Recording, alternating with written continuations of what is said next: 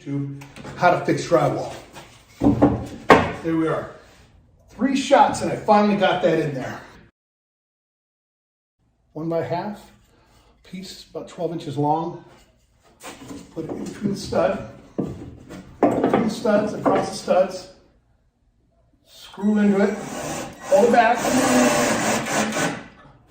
Feather those screws in there so they don't pop through the drywall. Feathered in so it doesn't pop through that drywall. Just gradually, until it just makes an indentation in it.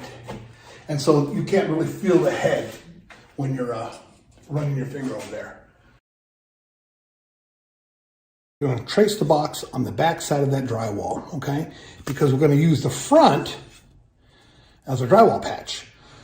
So now we have to mark it out on the back of it, and now we're going to have to make this thing fit. Take a razor knife and go along here, go along each one of the lines, okay? Okay, here's that last part of it. Cracked it off, okay? Take it and then you just peel it off. When it's done, this is what it looks like. All right, so we have our patch all set up, ready to go, all cleaned off. Have our hole cut out. Same size because I stuck it under the wall and I traced around it, so I know it's the same size. Sticks right in.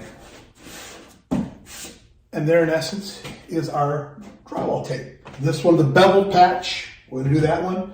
And then the seam. Okay, the first thing we're gonna use for the seam is this flexible mesh, flexi tape, whatever you wanna call it. And the good thing about this stuff is that it has an adhesive backing. So it sticks right on there, right over your seam, you know. And, well, I'll use a razor knife. You cut it right off, ready to do your first coat. The other way is drywall tape.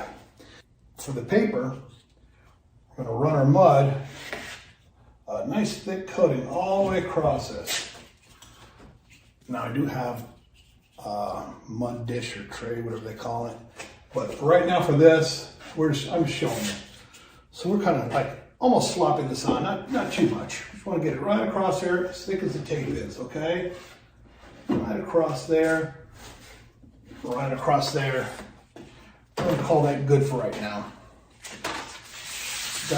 We've got our paper here, which I should have took the sticker off.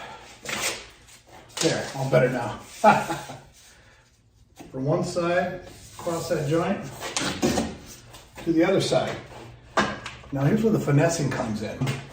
You go from one side to the other, and you're in essence taking that mud out from behind there and making a flat surface. Not too flat, because you still want that mud underneath there, but feathered in, you could feel it oozing out from behind there. We already have our mesh tape for here, so same thing. Down, let's just get that one coat, because remember, it's porous. I'm gonna get right behind there, and we want to get it right into that seam. Want to cover up those drywall holes. Smear it on there and feather back. You're not gonna feather as hard as you put it on there. You know, if you jam it in there, then just slightly come over it, and you're gonna pull that mud. You're gonna pull that mud down to you. Have a slight angle and pull that mud down to you. So we got in here. I did it flat. Now I'm at an angle, about a 25-degree angle. So, and then I'm slowly just going over it, and I'm just pulling the mud. You can feel the mud underneath the putty knife, or whatever you want to call it. So I do the same thing.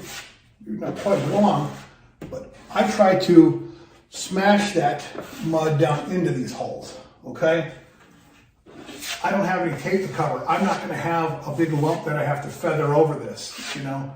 So I'm just doing just enough. I already know that this joint compound is going to sink into those holes. It's supposed to sink into those holes so it adheres the whole thing. So I just put a thin coat over the top of it, and I'll live to fight another day.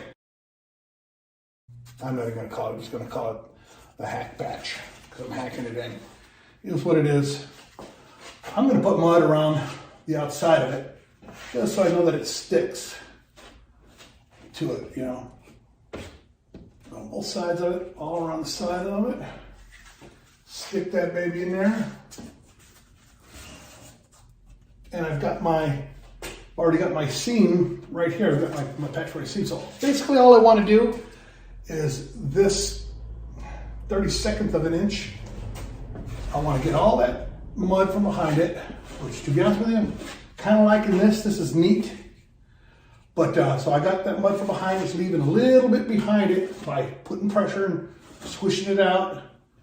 Then I can go over the top. I just want it thick enough to cover those edges. Cover those edges. Now, okay, wow, that is nice. Honest with you guys, it's the first time I've ever done that.